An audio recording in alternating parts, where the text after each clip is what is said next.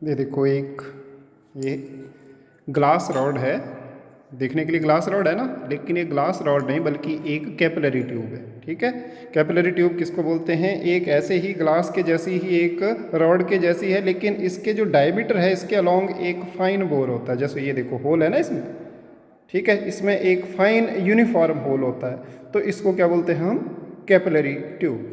ठीक है, जब इस कैपिलरी ट्यूब को मैं यहाँ पे ये इस पानी में यहाँ डिप करूँगा तो इसमें लिक्विड राइज कर जाता है, देखेंगे आप, तो ये राइज कर रहा है। ठीक है, ये देखो आप लेवल लग रहा है पता, थोड़ा सा लेवल अप है ना, ये देखो ऊपर मेनिस्कस बन रहा है। ठीक है, ऐसे ही ये हमने डिफरेंट कैपिलरीज रखी हैं, तो यहाँ पे हम अगर देखें क्लोजअप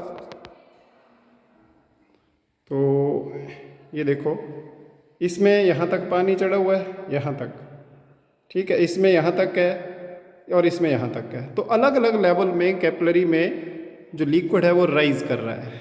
ये अलग अलग हाइट तक क्यों राइज होता है, और पहली बात राइज और फॉल होता क्यों है, आज हम इसी के ऊपर चर्चा करेंगे। तो अभी हमने देखा, आज हम क्या डिस्कस कर रहे हैं? आज हम डिस्कस कर रहे हैं कैपिलरिटी क्या होती है, कैपिलरिटी। ठीक है, तो किसको बोलते हैं? ये होती है द फिनोमिनन ऑफ राइज और fall of liquid in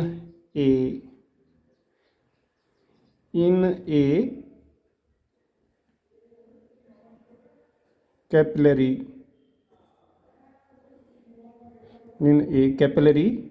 tube. अभी मैंने बताया कैपिलरी ट्यूब क्या होती है, एक यूनिफॉर्म क्रॉस सेक्शनल एरिया की एक ट्यूब होती है, तो उसको क्या बोलते हैं हम? Capillary tube. तो ये जो कैपिलरिटी है, ठीक है, ये जो कैपिलरिटी एक्शन है, ये कैपिलरी है जो लिक्विड राइज और फॉल करता है। कुछ लिक्विड में राइज करता है, कुछ में फॉल करता है। जैसे हमने अभी देखा कि ये मैंने एक वाटर ले लिया, ठीक है, और इसमें एक कैपिलरी ऐसे डिप की। ठीक है, तो जो लिक्विड जैसे ग्लास मैंने डिप किया, तो ग्लास को जो वेट करते हैं उनमें लिक्विड राइज करता जाता है ऐसे, और यहाँ पे ऐसी जैसी शेप बनती है। ठीक है, तो ये राइज हो रहा है लिक्विड यहाँ से। देखो इसी लेवल पे रहना चाहिए ना, लिक्विड की तो टेंडेंसी क्या होती है? सेम लेवल पे रहने पे, लेकिन इस कैपिलरी में वो राइज कर रहा है। कितनी हाइट तक राइज कर रहा है, क्यों राइज कर रहा है, अब इसके ऊपर आते हैं। ठीक है, और कुछ लिक्विड जैसे ये वाटर और ये ग्लास ट्यूब, ग्लास, तो इसमें राइज करेगा। और अगर मैं इसकी बजाय यहाँ ले लेता हूँ मरकरी, ये मरकरी है सारा, ठीक है, और यहाँ पे एक कैपिलरी ट्यूब रख देता हूँ मैं, वही जैसे कैपिलरी है, तो यहाँ पे लिक्विड ऐसे यहाँ तक यहाँ खाली हो जाएगा, तो ये इतनी फॉल कर जाएगा। यहाँ पे क्या हो रहा है? राइज कर रहा है। तो ये जो फिनोमिना है लिक्विड के राइज या फॉल करने का, इसी को क्या बोलते हैं हम? कैपिलरी एक्शन या कैपिलरिटी। ठीक है, अब ये देखो, अब इसका मैथमेटिक्स है जिसको हम बोलते हैं कितनी हाइट तक राइज करेगा। तो सबसे पहले मैं ऐसे लिक्विड को ले रहा हूँ जो ग्लास को वेट करता है। ठीक है, ये हमने फिर एक बार वाटर ले लिया, और यहाँ पे ये एक कैपिलरी ट्यूब रखते हैं। ठीक है, आपको पता है इसका मेनिस्कस यहाँ तक होता है। देखो ये राइज क्यों कर रहा है, सीधी सी बात है। हम यहाँ पे देखो क्या क्या होगा, आपको बताया है कि ये पॉइंट कांटेक्ट बनेगा। अगर हम इसको देखें तो कैपिलरी ऐसी नहीं होगी, ठीक है, कैपिलरी तो सर्कल जैसा बनेगा, यहाँ सिलेंड्रिकल होगी ना कैपिलरी, ऐसा तो होगा नहीं एक सीधी दो लाइनें हैं। तो यहाँ पे ये जो पॉइंट ऑफ कांटेक्ट है, यहाँ पे ऐसे जैसे मैंने लाइन खींची, इसको बोलते हैं सरफेस टेंशन। इधर को है, यहाँ हर पॉइंट ऑफ कांटेक्ट पे सरफेस टेंशन होगी। किधर को होती है? टेंजेंशियल टू द, ये इस शेप को बोलते हैं मेनिस्कस, इस शेप के मेनिस्कस के टेंजेंशियल टच पॉइंट जो होता है, और ये जो एंगल होता है ये बना हुआ इनसाइड द सॉलिड, इसको क्या बोलते हैं हम? Angle of contact. ठीक है, तो सरफेस टेंशन क्या होती है? अगर मैं बात करूं, सरफेस टेंशन होती है फोर्स पर यूनिट लेंथ। तो क्योंकि यहाँ पे लिक्विड जो है वो नीचे को फोर्स लगा रहा है पर यूनिट लेंथ, तो बदले में ये क्या हो गया? एक्शन, है ना, फोर्स नीचे को लग रही है। तो जैसे हम पानी को नीचे की तरफ खींचते हैं तो बदले में हमें क्या मिलता है? रिएक्शन। एक्शन और रिएक्शन, ये रिएक्शन हो गया। रिएक्शन और एक्शन मैग्नीट्यूड में बराबर होते हैं। अगर ये 2 न्यूटन पर सेंटीमीटर नीचे को है तो 2 न्यूटन पर सेंटीमीटर ही ऊपर की तरफ होगा, ठीक अपोजिट। और जैसा आपको पता है ये एंगल थीटा है तो ये भी थीटा ही होगा। अब हम क्या करते हैं, ये जो आर जो कि टी है, आर टी लिखा मैंने, टी के बराबर ही होगा। एक्शन और रिएक्शन बराबर होते हैं, सिर्फ दिशा का फर्क होता है। तो आप देखें कि मैं इस आर को कंपोनेंट में तोड़ देता हूं। एक इसका हिस्सा इधर को आएगा, जो इधर वाला हिस्सा होगा इसको क्या बोलेंगे? टी कॉस थीटा, और एक इसके परपेंडिकुलर होगा इधर को, ये क्या हो जाएगा? T sine theta.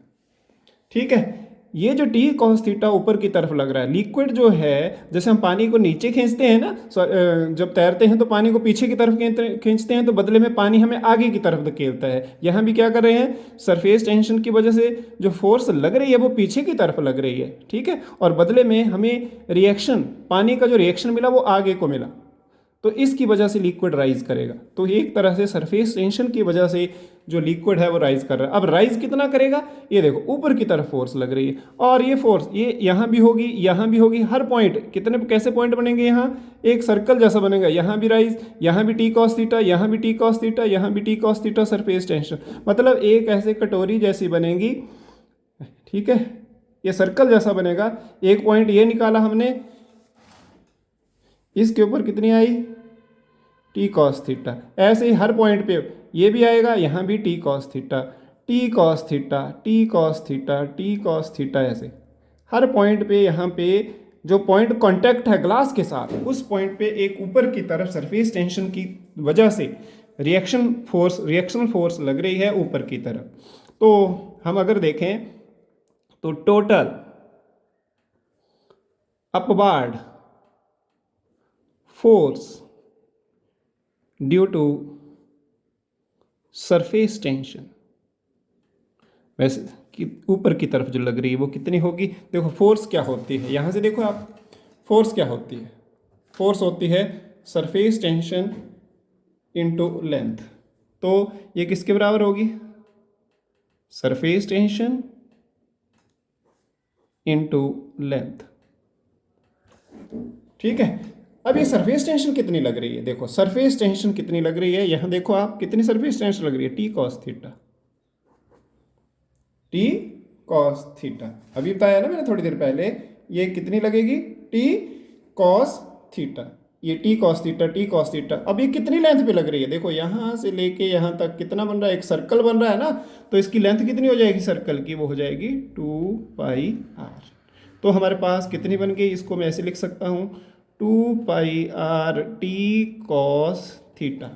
ये फोर्स क्या लगेगी? ऊपर की तरफ, यहाँ पे ऊपर की तरफ लगेगी, इसकी वजह से लिक्विड राइज करेगा। परंतु जैसे जैसे लिक्विड राइज करेगा, ये जो लिक्विड यहाँ से यहाँ तक जा रहा है, पहले कम होगा, इतना सा लिक्विड था राइज कर रहा है, मान लो पहले थोड़ा सा लिक्विड राइज, यहाँ से लेवल से देखना है हमने, जो पानी का लेवल है, लेवल कहाँ तक है? यहाँ तक, ठीक है, इतना तो लेवल है। इसके ऊपर जो लिक्विड राइज कर रहा है, जैसे जैसे ऊपर करेगा, इसके ऊपर जो लिक्विड होगा उसका वेट बढ़ता जाएगा, ठीक है। और जैसे ऊपर यहाँ इस फोर्स की वजह से, ये जो लिखा है इसकी वजह से लिक्विड राइज करता रहेगा, और कब तक राइज करेगा? जब तक इसका वेट, यहाँ से यहाँ तक जो लिक्विड है इसका वेट जो कि नीचे की तरफ हो, वेट तो हमेशा नीचे की तरफ होता है, जब तक वो वेट ये जो ऊपर की तरफ लग रही फोर्स है इसके बराबर नहीं हो जाता, ठीक है। हम लिख सकते हैं the liquid will rise upward, ठीक है, till the weight of liquid in capillary column becomes equal to the upward force. मतलब इक्विलिब्रियम में क्या होगा, upward force. Equilibrium that is जब अपवर्ड फोर्स किसके बराबर हो जाएगी, डाउनवर्ड फोर्स जो कि क्या है, वेट। डाउनवर्ड फोर्स जो कि वेट है। अपवर्ड फोर्स कितनी है, 2π/r/t cos थीटा। और डाउनवर्ड फोर्स क्या है, वेट। वेट किसका, यहाँ से यहाँ तक लिक्विड का। तो ये वेट कितना होगा, वेट आप जानते हैं m/g होगा। m क्या है, इस लेवल से लेके ऊपर तक, मान लो ये लिक्विड h हाइट तक राइज किया, h हाइट तक, तो यहाँ h हाइट तक इस लेवल यहाँ से लेके यहाँ तक जो लिक्विड इस कैपिलरी में, उसका वेट, और ये 2π/r/t cos थीटा जब तक दोनों बराबर नहीं होते तब तक ये राइज करता रहेगा और फिर रुक जाएगा। तो मान लो ये h हाइट तक राइज किया, ठीक है। If the liquid rises up to height h, then 2π/r/t cos theta किसके बराबर होगा, व्हाट इज m। मास को क्या लिख सकते हैं, मास होता है volume into density. Density rho लिख रहा हूं मैं पानी की, इंटू जी तो ये है ही, मास की जगह लिख दिए। और वॉल्यूम यहाँ क्या होगा, इस कैपिलरी ट्यूब में क्या है, ये सिलेंड्रिकल है ना ट्यूब ऐसे, और h हाइट तक है, तो ये हो जाएगा 2π/r/t cos थीटा। और वॉल्यूम की जगह सिलेंडर का वॉल्यूम, सिलेंडर बन रहा है h हाइट का और r रेडियस का, πr² और ρg। क्यों, यहाँ तक ये जो लिक्विड का कॉलम है ना h हाइट तक, वो कैसा होगा, कैपिलरी ट्यूब कैसी है, ऐसे, ठीक है, h हाइट तक और r रेडियस हो, तो इसका वॉल्यूम क्या होगा, अभी देखा हमने, πr² h ρg। अब यहाँ से जो चीज़ कटती है वो काट दो।